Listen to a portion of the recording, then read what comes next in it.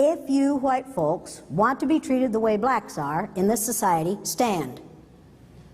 Nobody's standing here.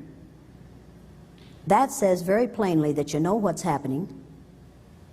You know you don't want it for you. I want to know why you're so willing to accept it or to allow it to happen for others.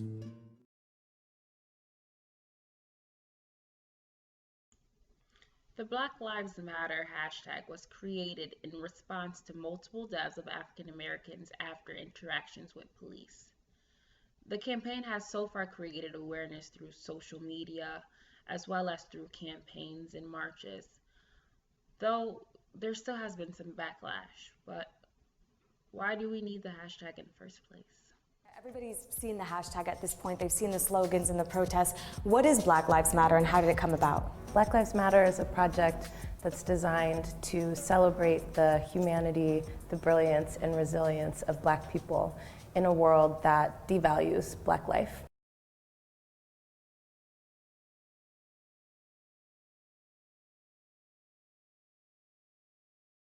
Every 28 hours in this country, a Black person is murdered by security officers, police officers, or vigilantes. There are more people in prisons and jails today than there were enslaved in this country.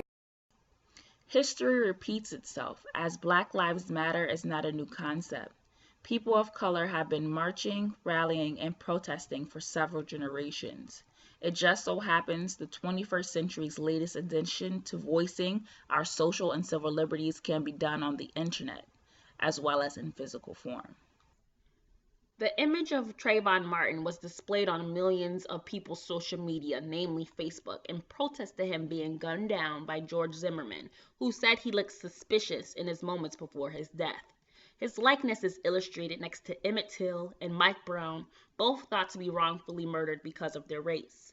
Mike Brown was portrayed in the media as a giant and a thug, even though he was a high school graduate when gunned down by police in Ferguson, which led to the hashtag #IfTheyGunMeDown, showing minorities' distaste for the media portrayal of Black people in similar situations. While Eric Garner was choked in an illegal hold by NYPD, which led to his death, even with his breathless muttering, "I can't breathe," several times, and thus the hashtag and campaign, "I Can't Breathe." While Sandra Bland was an activist and avid in her position that Black people are mistreated civilly and socially. She died mysteriously while in police custody. The hashtag Say Her Name was created to show the need for answers on her passing. These all contributed to the creation of the moment Black Lives Matter. The movement is not only about death caused by the police, but also the brutality associated with their interaction. Take a look at this man as he runs from police. He drops to the ground. Then the officer strikes his right arm, kicks the same arm, and then his side.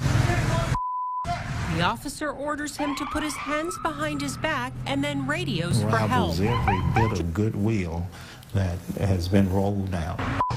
Any child that sees that is going to be imprinted with it for a lifetime. Any adult is going to be imprinted with it. They're going to teach their children that this is what the police do. But now let's go to the issue of, hey, wait a minute, now maybe the cops had to kill all these people because they're an unprecedented danger. That's what Fox News tells me. So let's go to some of the sources here. The Officer Down Memorial page, which tracks police officer deaths, estimates 123 police officers died in the line of duty up to this point in 2015. That's actually down 4% from the same time period in 2014. People have decided that enough is enough and that it's no longer time for slow incremental change or for compromise, and that what we need right now are radical shifts in our social system, in our economic system, and in our criminal system.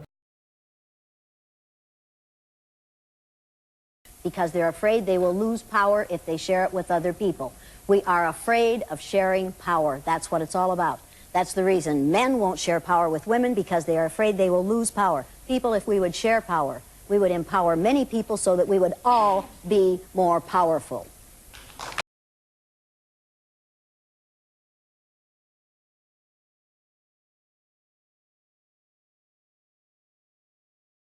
Right. You can't take people's, like, historical context away from them. And Right. everybody wants us to. Like, white people are always like, come on, it wasn't us. Like, they want black people to forget everything.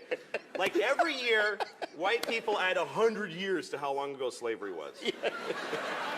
I've heard educated white people say slavery was 400 years ago.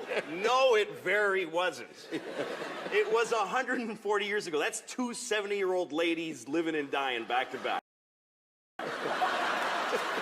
That's how recently you could buy a guy. That's right.